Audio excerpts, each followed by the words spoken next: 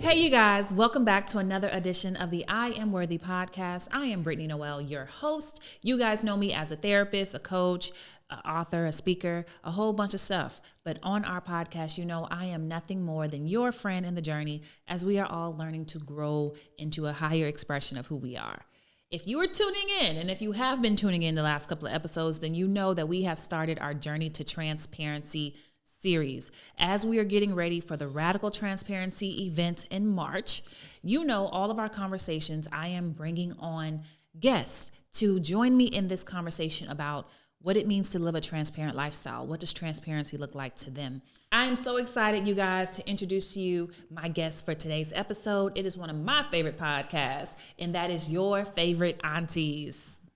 Welcome, ladies. Thank you. Thank you for having us. Yes, go ahead and introduce yourself because I know you guys, but I know my tribe this is probably their first time meeting you. So say hey. Hey, everybody. My name is Nia. I am one half of Your Favorite Aunties. I'm also an author, an entrepreneur, a girls empowerment and women's empowerment advocate. And I'm just so happy to be here today. What's up, you guys? I am Shamarian. I am an author as well, a signed model, and just an all-around good time. All around good time. Listen, both of y'all are all around good times. Okay, Thank you. I was did their show maybe 4 months ago. Mm-hmm. I've lost track. You know, time just all time blends flies. together at this time. So it was then that we were able to sit down and have a conversation. And so when I started the transparency series, I was like, y'all are going to be perfect.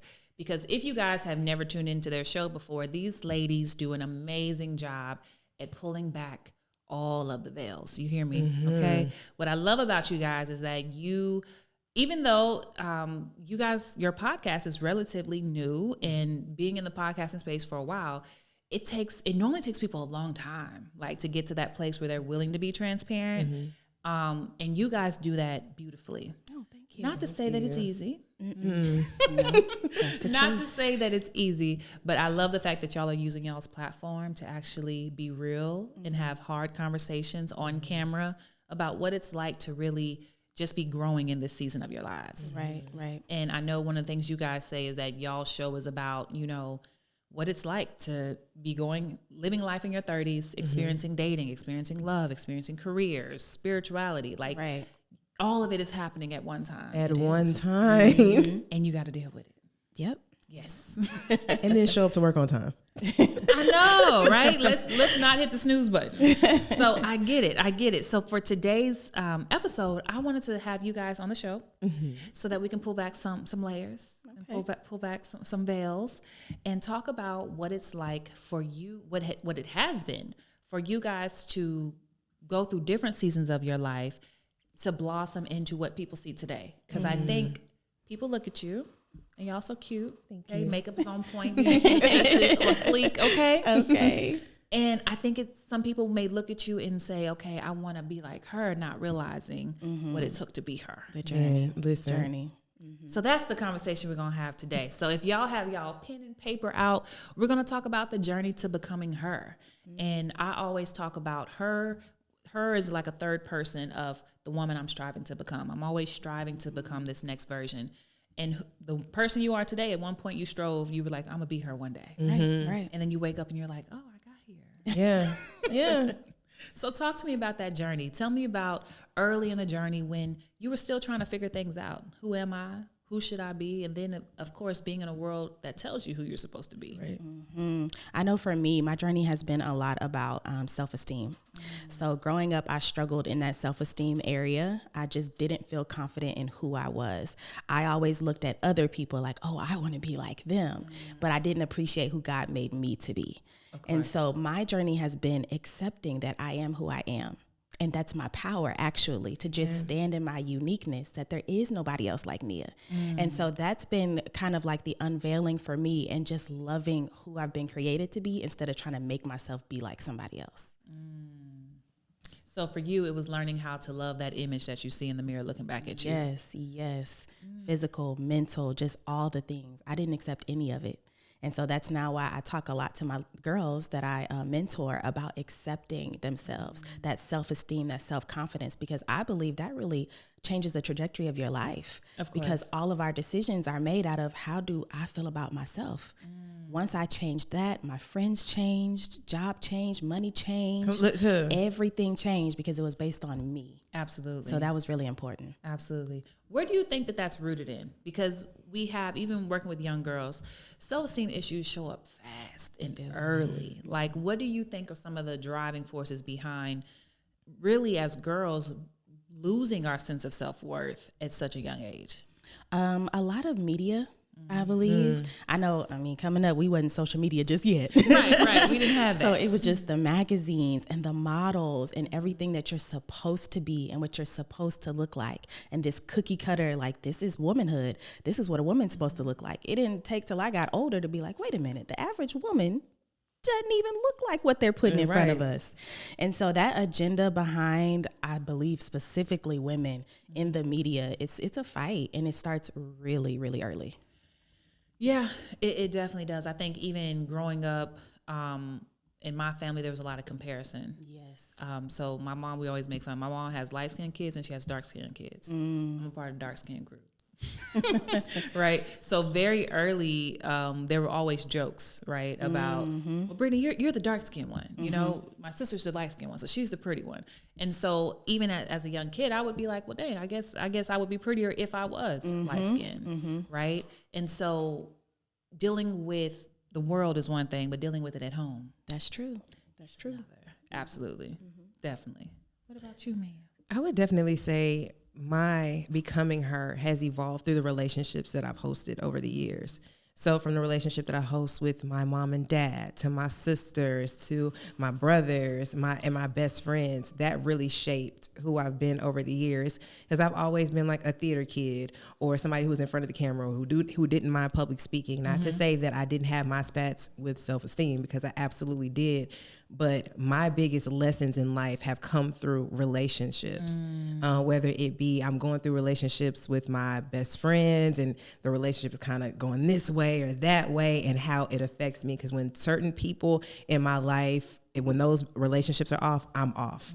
Like I just haven't functioned well up until this point when those relationships are off. So my biggest thing is knowing who I am now, knowing that even when these things are off, I still have to live my life. I still need to go on, because these people are living their life, going to sleep with a fan on 60, and I'm over here like, okay, but they didn't say the right thing the last time, and they're not acting the same way. So that was like a really big thing for me growing up, the different relationships that I hosted. But now today, I'm learning different things of how to maneuver when things aren't necessarily going my way. Do you think that the relationships for you was kind of like a grounding place, like finding yourself in other people? Yeah, I can definitely say that, because every person that's in my life, they really do mean something for me. And they also represent so many different things. I do look at myself in others. Right. So for Nia is like an understanding part of me. Like, she gets where I'm coming from. Like, I would say 98% of the time. I mean, sometimes it's kind of scary how she and I are on the same page. But then I have other friends where I'm like, okay, this friend is for this friend is for that. But I see certain traits in them that I would either love to have or that I have and I appreciate in them, and so forth. Right. Yeah. And I think it's so funny that you say that, because you two are different and very different from each other, but also very similar at the same time. And it's very clear that y'all complement each other. Thank you. I think it's unique what you said, is because there are a lot of people who define themselves very early on based on who was in my life, right? And that was a lesson that I had to learn very early. It was like, you can't keep defining yourself based on who you're with, right? Based on what relationship you're in. Because one, they're going to keep changing their mind about what they want. Yeah. Right? When you got together, that's what they wanted this, and then they changed, they wanted this. Yep. And so it left me in a place where I kept questioning, am I enough? Am I giving enough? And if there was ever a breakdown, surely it's my fault. Like, they couldn't have done anything. It was me. I need to fix it. I have to get down to the bottom of it, because there was no issue until I created it. Exactly. And girl, the cycle that is created when you think you're always the problem. So talk to me what it was like for you guys to come out of those cycles and those mindsets. Baby, freedom. That's what it was like. It was like, we're not even realizing you were locked in a jail cell. not realizing it. Or like the jail cell was completely open. Yeah. But you didn't even realize you were in there. Come out of it. Yeah, it's like that meme where you see, I think it was a animal that was in the box, but the door was open and they kept just fighting in the box. Could have left a long time ago. Could have left a long time ago. Yeah. What do you think keeps people in those boxes? Fear. Lack of awareness. I didn't realize. I think it took me actually seeing confidence, seeing self-esteem to realize, wait, something's missing, you know, especially when you see that low self-esteem, you normalize it. Yes. It's normal for us to not like our bodies. It's normal for, you know, you just normalize it because you see it so much. So it took me seeing it to be like, oh, I can fix this. I can change this. Yeah, that's true. Because I think that when it comes to seeing someone confident, like you don't realize how we can be our worst enemy until you see how somebody else loves themselves properly. And you're like, what is she doing different? Right. What is it about her? And that can be a hard pill to swallow for a lot of people. And I think people who do live in that place where they don't know what unhealthy self-esteem is, when they see it it's like, you know, you can see somebody and you know she don't love herself. Right. No, yeah, like I see it now. And they will argue you down. I do love myself. I do love myself. Yeah. And as a therapist, I would tell them, well, I know that you don't based on what you do. Exactly. Like, and I would say, if you were in love with someone, if you were in a relationship with them and they did that, would you feel loved? And they're just quiet. Right? Because we can't justify being borderline abusive towards ourselves at times. Exactly. And say, I love me. Yep. Got to be honest. That's the basis. But I think a lot of people don't know how to be honest. Because when you're honest, you have to sit down and take inventory of what's actually going on with you. And you don't hustle it away. You don't work it away. You don't mom it away, dad it away, sister it away, best friend it away. Like, no, you have to sit down with yourself and say, this is what's going on with me. Here are my emotions. Here's my mindset toward this situation. And sometimes that's really hard because you don't want to admit where you are. No. And I think that was one of the biggest things for me that helped me get free. I had to sit down with myself and realize, okay, Shamarian, this is an area that you need to work in. This is what your issue is. It doesn't mean that you're less than a person. It doesn't mean this. It doesn't mean that. What it does mean is this. You have to dispel all the lies. Yes. Get out every lie. And sometimes you don't even realize that there are lies that you're telling yourself. Absolutely. Whether they be verbal or nonverbal. You have to get over that. You have to take accountability for what you've done and be honest. But it's hard because I don't think we've been shown honesty. No, I can say that for sure. Yeah. It's hard to find honesty. And, you know, I think that growing up, because we're surrounded by our peers, and those are typically the people that we're going to for advice, right? Yeah. That everybody is trying to hide their insecurities, right? We all are covering up something, so we've normalized this very surface level relationships. Nobody says the truth. Nobody says what they're thinking. Yeah. And so first of all, sitting down with you is like nerve-wracking. Like I have people tell me I don't like being by myself.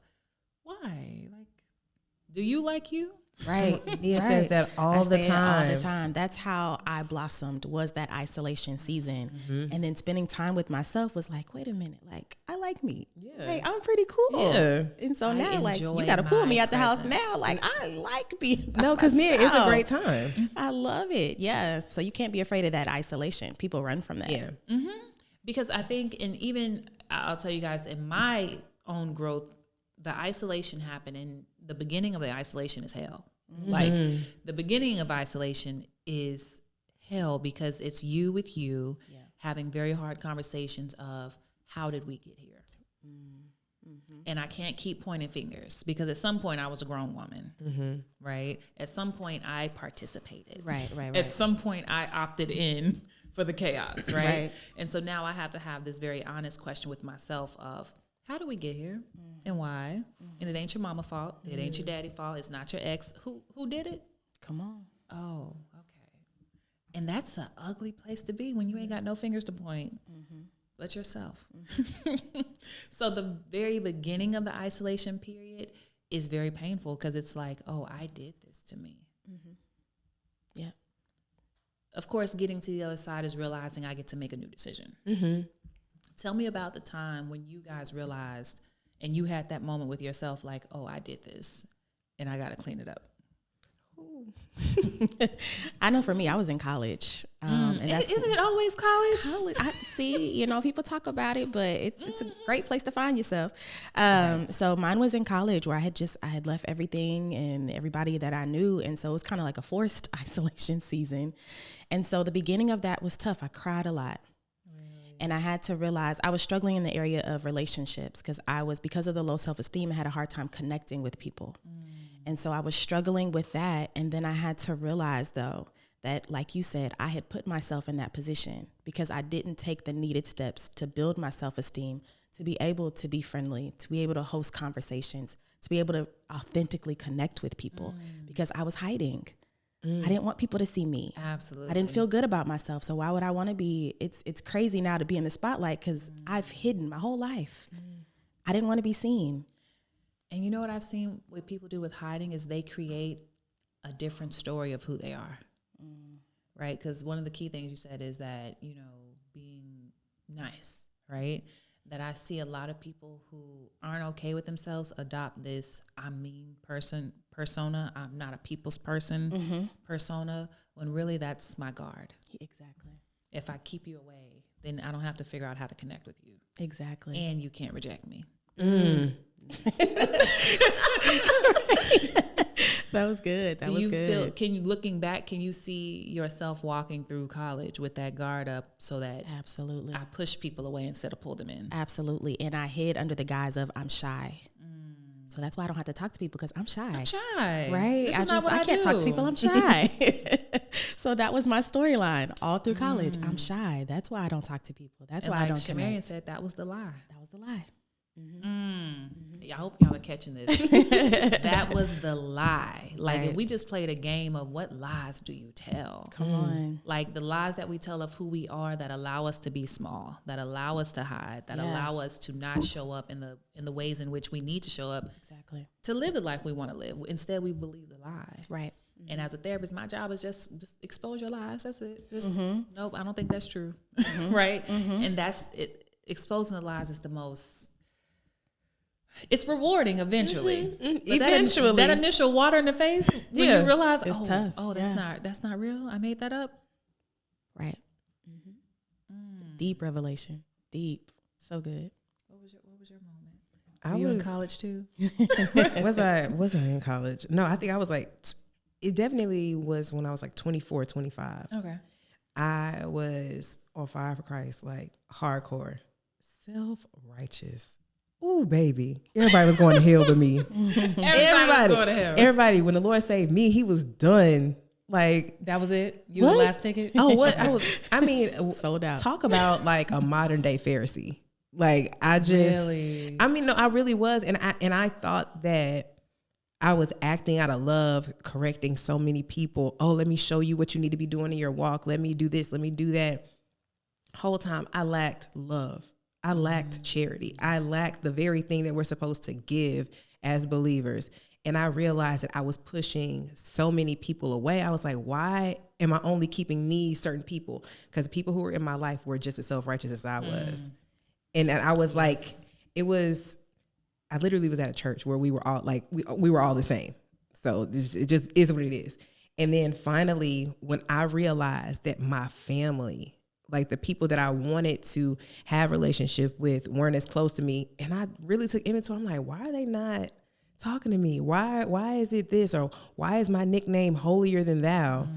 Oh, it's because I'm self-righteous. It's because I lack empathy. It's because I'm mean. I mean, like a mean saint. Now I'm just, sweet. Like I'm so nice, so full of grace. But at that particular point in time, I just couldn't host relationships properly because I was always correcting somebody, always looking to point the finger. whole time, if somebody would have just looked at me, they could have been like, ma'am, sit down. Right. You the last one. Yeah. Just you really, did he save you? Like, let's just be for real. Listen, and that's a good question. Did he save you? Because I think, again, that goes back to identity, right? And a lot of people who struggle with that identity early in childhood, when they do get saved, when they do go into church, they cling to that identity of who I am as a Christian, not my relationship. Right. But this label has now given me an identity, and I have to fulfill it. Yeah. And don't threaten it, because you're going to hell. If you threaten it, you're going to hell. You don't even know what the word says. You can't exegete the text. So like you can't break nothing down. Where's your concordance? That's a wordly look. all of the words, right? Yeah. And it's unfortunate because, I can look at it and say, man, this person is really looking for identity, right? They haven't found. And so when you don't have it, you're shaped and you're molded. That's good. But it's also like the dangers that, like, had you not woken up, because you have one of the most warmest spirits. Like, what do you mean? Thank you. And I always say that the greatest thing about you is also the first thing that's attacked. Like, also, like, your understanding of who you are allows you to understand other people the way you do. That was the first thing that was attacked. Like, the greatest parts about you are always the first things that it feels like life is always like, let me tear that down first. Right. Because if she realizes what it is, then she'll actually use it for good. Right. And she'll be an example. Right. And it's like, those are where you're going to find your deepest, darkest nights, is when I have to fight for the thing that makes me special. Yeah. Ooh, that's deep. I'm not gonna run. But yeah, it's crazy, and I think it's unfortunate. I think I had a group call today where we talked about this very thing, where it's like, you got to learn how to fight for you. Yeah. And I think on my journey to becoming her, like, it was really, first of all, making a bold declaration. I'm a fight. If I gotta get in the ring every day, if I gotta cuss somebody out, if I gotta put up boundaries. Because for me, it was always sacrificing myself for others, right? And then being upset when nobody came to save me. And I'm like, there's no Calvary? Where are the people? Right? And realizing, no, that you were supposed to do that for you. Yeah. Nia gets on me about that all the time. All the time. Like, Because that all was the me time. too. Yeah. I think that might be a common, like, womanhood thing. We're always taught, it's other people. It's other people. It's other people. And you're not nurturing if you don't do it. Right. You're not a good wife if you're not wife material. We've heard all the things, as you can tell. Look, listen, we know how this goes, right? It's hard out here. But if you don't live up to a certain expectation Yeah. that somebody else has set for you, then they will try to devalue you. And it takes a very strong understanding of who you are to say, screw your expectation. Come on. I'm cool with me. Yeah. Every day of the week. Every Every day. day of the week. I'm going to use that. 24/7. 24/7. But yeah, tell me about where you guys are now, where you had to go through those deep nights, having those hard conversations with yourself. Do you feel like the journey was lonely? Like, do you feel like you had people who understood you during that time? Or do you feel like that was something you had to go through, just you and Jesus? Yeah, me and the Lord. I didn't have anybody. I've just now, probably in the last maybe 3 or 4 years, gotten a group of, like, a support system where I'm like, okay, this is real support. Other than that, I had a lot of frenemies. Talk to me about these frenemies, because this is a concept people just don't understand. Baby. Yeah, smile in your face all the time. They want to wanna take your place. You know? Backstabbers. What y'all not gonna do is rhyme. Oh my Yes. gosh. Okay. But that was a reflection of how I felt about myself. And then I let a lot of those people tell me about myself. And I had situations where they would be like, oh, well, you think you're better than everybody. Of course. You think I'm better than everybody. Exactly. I didn't realize until later that was the projection. They saw something in me I didn't even see in myself. Baby. So that's what I had before. I didn't have anybody. I believe the Lord knew I needed to have somebody by my side. He's like, she's not gonna make it. No. I mean, in all areas of my life, I really am a relationship girl. Like, with my family, with my friends, romantically. Hallelujah. I really do enjoy relationships. So going through certain things alone, I always had at least someone to go through things with me.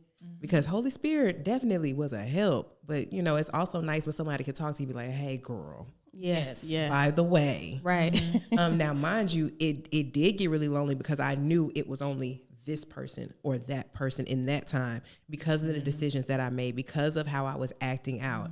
I did only have that one person, but I am thankful that I did, because I had a few friends who left me when I was self-righteous, and I would have too. Yeah. What? Are you kidding? I know how I was acting, but I had one friend who stuck with me. She saw me through, and we're still friends. We've been in the game, like, what, 15, 16 years? I don't even know. It's been a minute. Listen, hallelujah to that friend. Can we just? Yeah, that's a good friend. I would have left you. I would have been like, listen. And the thing is, she might have tried to, but when I make up in my mind that you I gonna want be my you, friend. it's really it. I can't even tell you how many relationships and friendships I've had. It's like, no, I tried to. People try to break up with you and it just don't work. No, You cannot leave. you need some space. Okay, let's go to NASA. What you mean? I don't understand. Wow. Okay. We're gonna just edit that out. She's not a stalker. She's fully well adjusted. Okay. I'm fine. That was me back in the day. Delivered. Last week. Right. No, I say that because so many people get discouraged because they have to go through it alone. Yeah. And they're like, well, I don't have any friends, or, why do I have to? And they say leave people. And I'm like, when you start this journey, when you start your process, people fall away. They do. They do. They will opt out. And you have to be okay with knowing people are not going to opt into the new version of you. And I tell people all the time, people benefit from you being broken. People benefit from you not knowing who you are. That. Yeah. Like, I love the fact that you don't have boundaries, because then I can get anything I want from you. Exactly. So when you start emulating the woman you want to become, the man you want to become, I have a lot of male followers lately. It's going to disrupt all your relationships, right? And so being discouraged because I have to go through it alone, it doesn't help. It's accepting I'm going to walk this road with just me and Jesus and really learn myself. Yeah. Because that's the only way you're going to do it. By any means necessary. Any regrets? Anything you would have done differently? Didn't we talk about that the other day? Like, I would have made different decisions. I really would have. I would have been more intentional with apologizing earlier, because I am a firm believer in apologies. I like conversations. I want to make sure that everything is, talked about. I don't want to leave anything unturned. So when I was going through my self-righteous, a couple years later, I did end up apologizing to people for how I was toward them. But I just genuinely wish I wasn't as prideful. And I wish I would have done it a whole lot sooner and come out of that self-righteous place a whole lot sooner. When I did, I'm thankful that the people around me understood me enough to know that that was only going to be me for a little bit. Right. Because a true me really started rising up. But for the people who didn't stick around, graciously enough for me, I was able to have those conversations with them and apologize and say, hey, I recognize what I did to you. And it wasn't right. And they forgave me, and I'm so appreciative of that. But I just wish it didn't have to get to that point. So I definitely wish I would have not waited so long to apologize to people, because there's power in apology, because that's humility at its finest. Yeah, for sure. Absolutely. I would have been more vocal. I didn't start going to therapy until way later. Of course. And so I didn't talk to anybody about it. It's just really been starting this podcast and these types of things, starting my mentorship program, where I actually told people about my journey. I didn't share anything. So literally nobody knows. Like, Nia's always happy. Nia's always got it going on. She got it figured out. I was that girl. And they didn't know that whole time. Winging it. Listen, just broken, crying. And so I would have shared more because there's power in that transparency, like we're talking about. Right. And now so many people are like, oh my gosh, thank you for sharing. Thank you so much for being authentic. Thank you for being real. And I didn't know that there was so much power in that. Girl, so much power. I think you and I are like soul sisters, because that's definitely was me. Like, I wrote my book on my last relationship and how everything happened. My family goes and they read the book and calls. My phone is ringing off Yeah. We never knew. Yeah. Like, all this was happening. I was like, girl, that was just the edited version. There was a lot that didn't make the book, right? Yeah. But to even know that I was going through all of that and never said anything to anybody, right? And I think one of the mindsets that we have to address and relearn is that I don't have to suffer by myself. Right. That if I do have a support system, if I do have people who want to be there for me, you disrespect the relationship by not letting them in, right? Yeah. And I think to be as transparent as we are today, it means being vulnerable. Like, vulnerability is a risk. It is. It is.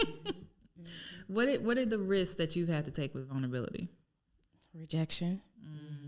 And that's what kept me silent. Well, what if they know this? Will they still want to be my friend? Will they still? And then I wanted people to perceive me in a certain way. And so letting that go and thinking that was my strength. So they're going to think that I'm not strong, right? I'm the savior. I save everybody. Yeah, right. I got to be strong. saved. I'm good. No. Strong woman, independent woman, all the things. And so that was scary for me. Rejection and then letting go of that image. Yeah. Yeah. Listen, I'm quick to let somebody see me broken now. Listen, I ain't got it. I ain't trying to have it, actually. Don't want it, really. If you want to talk about it. Like, it's releasing that the healed version of me says, first of all, I'm allowed to let someone carry me. That I don't have to always be the one doing the carrying, even though I'm good at it. It doesn't have to always be that way. And giving myself permission to say, let your friends, let your family, let the people who love you and want to be there for you, let them carry you the same way you carry them when they need it. Yep. Absolutely. I would have to say the same thing as what Nia said. That was really big for me. And then even now, like coming out of it, I'm thankful that I had people to go through it with me. But then I'm also thankful that the Lord saw me through that too. Because it was really hard for me to express myself sometimes. Now I'm really getting to a point where I will express myself and not be afraid that you're going to look at me differently. Because if I know I'm going to say something to you and it could change our relationship in any way, I don't want to say it. Yeah. And I can't even say that I've been conflict avoidant because that wasn't it. I just didn't want your image of me to change. Right. I don't mind having the conversation, but if it's going to lead to you treating me different because you now have this piece of information about me, I'm going to withhold it because I like where our relationship is right here. I don't want it to change unless it's time for me to allow it to change. Taking my control off of relationships, that was a big thing too. Because I know if I tell you this, and not even like in a manipulative way, it's just I want to control the narrative. Yeah. I want to control the narrative because I know how I want to be treated. And if I feel like, not that you're even going to do it, but if I feel like you're going to switch up, I'm not telling you that. Controlling the relationship. Where do you think that stems from? When I was younger, my parents made a lot of decisions for me. So when I got older, I didn't know how to do a lot of simple things. So now the things that I can control, I control them to the highest degree. Within reason. Within reason. Okay, guys, I'm growing. No, but that really was a big thing. I just really felt like, because I have amazing parents, they're extremely supportive, and I would only strive to be like them for real as a parent. But like the decision making of things, sometimes I'm like, okay, it's too much information. This is no. So when I finally do make my mind up about something, I want it to be this way. This is the only way it can be until I make up my mind that it's not going to be that way anymore. Okay. And then everybody else just has to deal with it. Yeah. Okay, best of luck. Let me know how that works out. But no, I think control comes out a lot in relationships because there's always this fear of rejection. There's always a fear of being hurt. There's always a fear. Like, one of the most scariest things I think we will ever do as human beings is navigate being in a loving relationship with somebody else because I can't control you. Right. And you liked me on Monday. Why don't you like me on Friday? I'm not understanding. Yeah. And so we feel, okay, well, if I do these things to manipulate the relationship, it'll work out in my favor. forgetting the fact that if I'm doing all this to manipulate the relationship, any outcome I get is artificial, right? It's not real. It's not real. They're responding to what you put in the atmosphere, not who you are, right? And that's a big one when it comes to love and relationships. As you strive to become and have become this new version of you, how do you feel it has translated in how you date, who you date? Ooh, baby. We just talked about this. Really? Yeah, for me, my standards are high, and now I feel confident in them. Before, I would let people tell me my standards were too high, and I accepted that because it was like, okay, well, yeah, I don't really deserve that, or that doesn't exist. A man who really loves you, and Oh my gosh. what? That doesn't even exist. Why would I expect that? Now I love Nia, so you have to meet me at the level or greater that I love Nia, and I'm okay if you decide to walk out. I don't hold on to people anymore. Now when people exit, I'm like, all right, you're lost. I'm sorry that you don't get this experience. Yeah. That's on you. Yep. Wow, that was, ooh. When I even feel like I see something that I'm not dealing with, I'm not doing it. I'm better than what I was. Better. I'm better than I've been what working I was. hard, y'all. I've been working hard. But I really feel like who I am today is definitely because of the things that I've gone through. Of course. Like I'm putting up with. I'll understand you through some things. I'll do that. But to put up, I don't have no put up in me. Yeah. I don't. And then just like Nia said, my standards are my standards because I know that they can be met. It would be different if I knew no other way. It would be different if I wasn't the daughter of who I'm the daughter of. If I wasn't who I am in Christ, if I wasn't this woman that you see today, I wouldn't ask you to do this, or I wouldn't ask of you to do that, or to want to take care of me, to desire to love me, to see that I'm worthy of love, to see that I'm worthy of your thoughtfulness, your caring, your grace, you're gonna see that. And I won't accept anything less because of the people that show me love. I told one of my work besties yesterday, I texted her, I was like, man, I really want a Pop-Tart. She got up out of her bed on her off day, went to the store, got me some Pop-Tarts that I like, some flowers and a drink. Like, come on. Yeah. Right. And that's my friend. Correct. That's my friend. So I need you to come and do those same things for me because my friends love me in real life and in real time. Yes. And I think when you move into that higher version of yourself, and you're setting the bar for yourself, what love is for you in your life. So you can't come and offer me less than what I already do for me. Yeah. Like you just can't make a low offer and then think I'm gonna be impressed. Hello. Because that's what they try to do. Oh We my just talked goodness. about that. People try to lowball you. The delusion is real. Because they're hoping you don't know. Exactly. I hope you don't know the value of your home. I hope you don't know, because then I'm gonna get it for cheap. Exactly. I'm not going for the low. I think we and not. The price just went up. We ain't got no hookups over here. Price is not today's There's price. no clearance. There is no sale. There's no 50% off. Ain't no discount code. Ain't no discount coupon.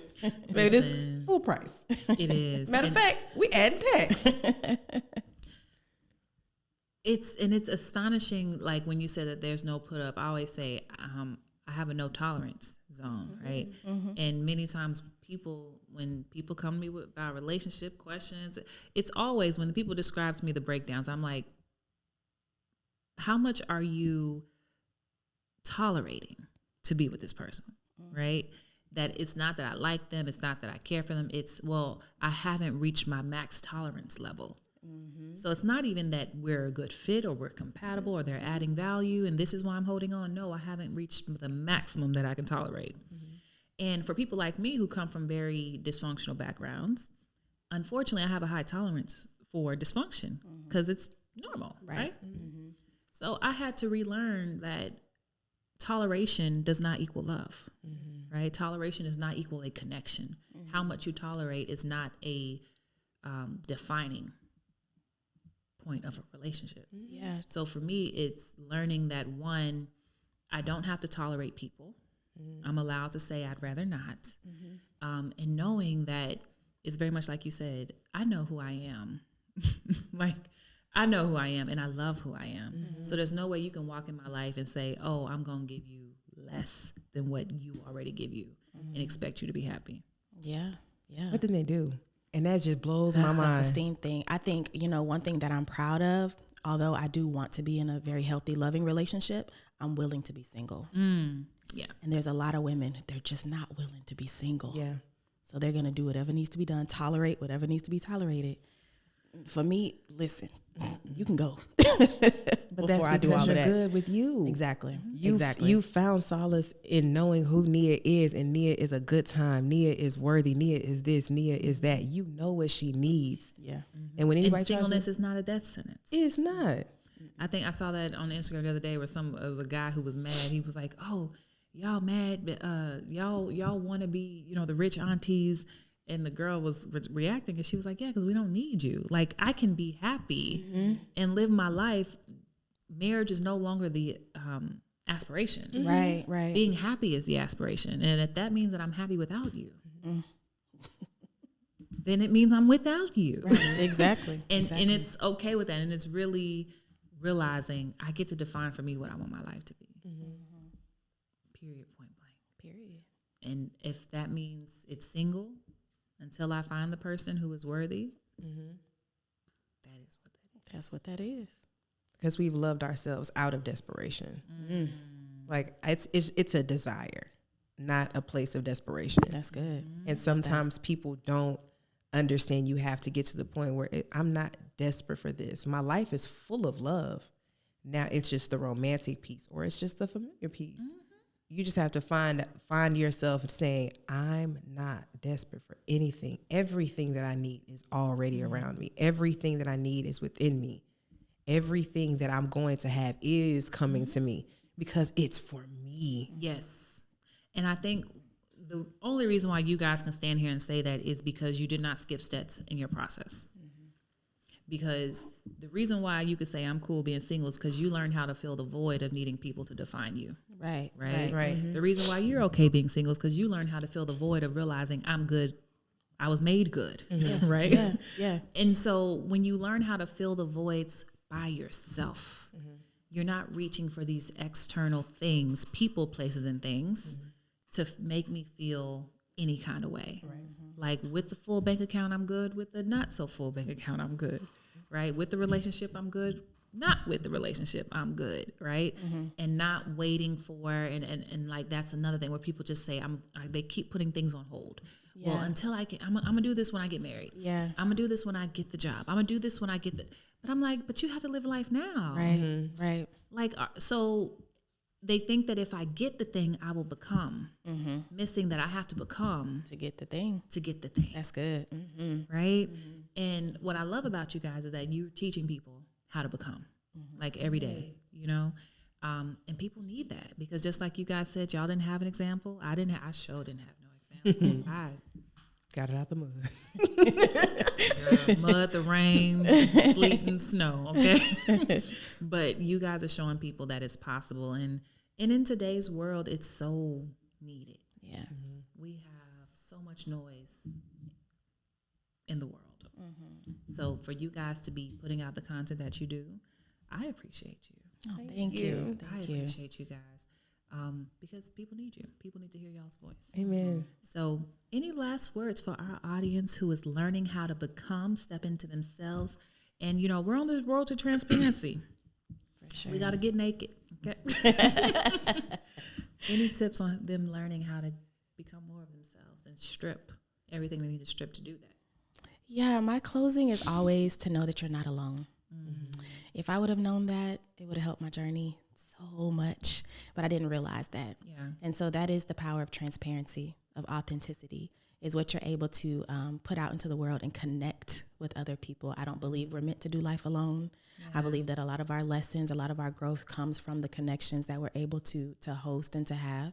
And so don't be afraid to be transparent because you're not alone. You'll be surprised how many people will connect with you when you open that up. It's a whole bunch of naked people out here just bearing it all. I would absolutely agree with Auntie over here. And then just say, like, regardless of what's going on, understand that you are deserving of everything that you want. If you feel it here, if you know it here, you can have it. It is yours. It's just a matter of taking it in and being in a place to receive. My desire is to see people whole, happy, and not at war with themselves. And in order to do that, you got to take the time to tell yourself the truth. I think whenever we had our episode with you, I said, you have to stop lying. In order to stop lying to others, you have to stop lying to yourself. Yeah. How do you do that? Oh, I'm honest. Nia tell me all the time, you know how I'm feeling, because I'm going to say how I feel. I'm not going to be like, oh, how's your day going? Oh, it's good. Baby, I am barely making it, but I'm here and I could still help you. So you know what's going on. I've learned how to tell the truth. And that is what sets me free. It's not that I don't cry from telling the truth. I'm not angry about the truth, or I'm not happy about, or I'm happy about the truth. But I learned how to do that. So tell yourself the truth and learn how to be okay with it. That's good. The truth is not as scary as we make it out to be. It's not. Right? The truth only has power based on what meaning you place on it. And I think a lot of people are afraid of the truth because if I tell the truth, I'm a bad person. Right? If I say how I'm feeling, it makes me a bad mom. It makes me a bad wife. I'm this, I'm that. Or you're none of those things. And the truth is still relevant. Yeah. Right? Yeah. So it's releasing these labels that we attach to ourselves as a consequence of the truth. Because the truth is going to be the truth regardless. Right? And in knowing, as you guys demonstrate, have demonstrated, growth is a process. Right? Where you started is not where you're finishing. So if you just stay committed to the process, if you stay committed to growing, if you stay committed to pushing past those places where you feel comfortable, you get to the other side. You don't be beat like them, okay? Hold things together, everything, right? You get there. Yeah. And you get to do and be the thing that you were designed to be. I tell people all the time, God is not going to use the fake version of you. Baby. Right? So when people look at my platform, they say, oh, I want to be like you. Well, how naked you ready to get? Right. Because he can't use you, especially if you're trying to be me. It's already me here. He needs to use you. And that means you got to be you. Yeah. Right? So I thank you guys. Thank you. Thank you guys for coming on our show. I'm so excited. The transparency series has been a big hit. Transparency is it's a needed topic. I knew it was needed, but people are ready. Yeah. Is what I'm realizing. People are ready to really start holding themselves accountable in a way that is actually loving right? And not persecuting, but actually saying, I did it, I was it, how can I change? Yeah. So I'm happy that you guys were able to help me in this journey as I'm helping them. And where can the people follow you guys? Because I know they're going to go follow y'all. We're on everything: Apple Podcasts, Google Podcasts, YouTube, Instagram, TikTok, Facebook, at Your Favorite Aunties Pod. At Your Favorite Aunties. Listen, and they're probably the only Christians that enjoy me, because I be upsetting the Christians on Instagram. They upset them too. They be mad. I be like, listen, the saints be mad. Listen, we understand. Okay? We understand. Upset when I be like, oh, they're like, you're pushing premarital sex. No, I'm not. I'm just teaching you how to know your body. That's it. So yes, they be upset with me. So you guys, make sure you go follow them, follow their podcast, follow them on Instagram, because they drop jewels consistently. And y'all are hilarious. I love listening to them, okay? That's what I be saying. They are actually a fun time, okay? So make sure you follow them. You guys, this has been another amazing episode in our Journey to Transparency series. March 11th is the Radical Transparency event, okay? We have Jessica Reedy in the building. We have Dear Future Wifey, okay? So Lateris Woodfield will be in the building. We have Houston's own Warren Broadnax and Jasmine Anderson, who are also going to be in the building. All of them are speaking, doing amazing things on the panel. And then you have me, who's going to come in and make you cry. So enjoy. Make sure you sign up. You're going to enjoy the experience. And yeah, I will catch you guys next week on another amazing episode for our Journey to Transparency series.